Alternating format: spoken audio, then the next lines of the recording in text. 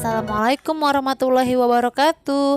Halo anak-anak, apa kabar kalian? Mudah-mudahan kalian selalu sehat ya, dan tetap berada di rumah untuk memutus mata rantai penyebaran virus corona. Nah anak-anak, kali ini kita akan belajar tema 1, organ gerak hewan dan manusia. Pada subtema 1 yaitu organ gerak hewan pada pembelajaran pertama.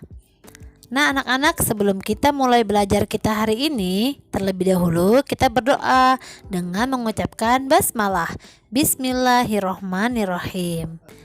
Selanjutnya Bu Guru akan membacakan tujuan pembelajaran kita hari ini, yaitu dengan membaca teks tentang organ gerak hewan dan manusia, peserta didik dapat menganalisa alat gerak hewan dan manusia secara benar.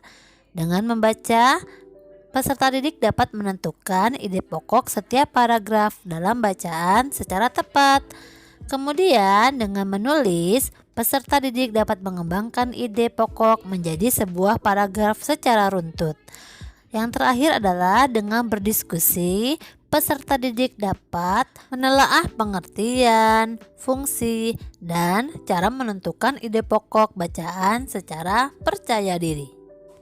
Langsung saja kita ke materi. Anak-anak, apakah kalian masih ingat bahwa salah satu ciri makhluk hidup adalah bergerak? Lalu, apa alat gerak pada manusia dan hewan ya? Ternyata alat gerak terdiri dari dua macam, yaitu alat gerak aktif dan alat gerak pasif. Alat gerak aktif biasanya adalah otot. Mengapa demikian? Karena otot dapat menggerakkan tulang, sedangkan tulang sebagai alat gerak pasif. Karena tanpa adanya otot, tentunya tulang tidak dapat melakukan gerakan. Penjelasan yang lebih lengkap, mari kita baca pada teks organ gerak manusia dan hewan. Pada teks tersebut, kalian dapat memperoleh banyak informasi tentang alat gerak pada hewan. Teks tersebut terdiri atas 5 paragraf. Masing-masing paragraf tersusun dari ide atau gagasan pokok, ditambah dengan kalimat-kalimat pengembang. Apakah kalian tahu tentang ide pokok? Ide pokok merupakan inti atau dasar permasalahan suatu teks. Ide pokok dalam teks sering disebut juga pokok pikiran atau gagasan utama karena berisi gagasan dasar penulis. Cara menentukan ide pokok adalah bacalah teks dengan sesama secara keseluruhan.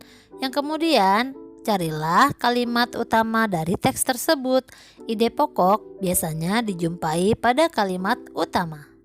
Untuk menambah pemahaman anak-anak tentang ide pokok dan kalimat pengembang, kalian dapat melakukan latihan menentukan ide pokok dan kalimat pengembang berdasarkan teks yang baru saja kalian baca, yaitu tentang organ gerak manusia dan hewan. Kalian dapat melanjutkan tugas mengembangkan ide pokok menjadi paragraf. Setelah kalian berhasil menentukan ide pokok dari masing-masing paragraf pada teks organ gerak manusia dan hewan, kalian dapat mendiskusikan dengan keluarga di rumah tentang ide pokok suatu bacaan dengan mengisi tabel yang ada pada buku tema. Bu Guru yakin kalian dapat menyelesaikan tugas dengan mandiri dan penuh semangat.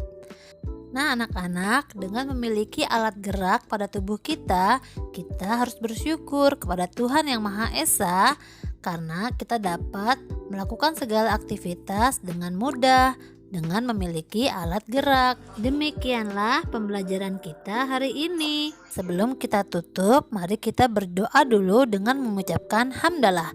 Alhamdulillahirabbil alamin. Nah anak-anak, selamat melanjutkan pekerjaan berikutnya. Sampai jumpa. Assalamualaikum warahmatullahi wabarakatuh. Dadah.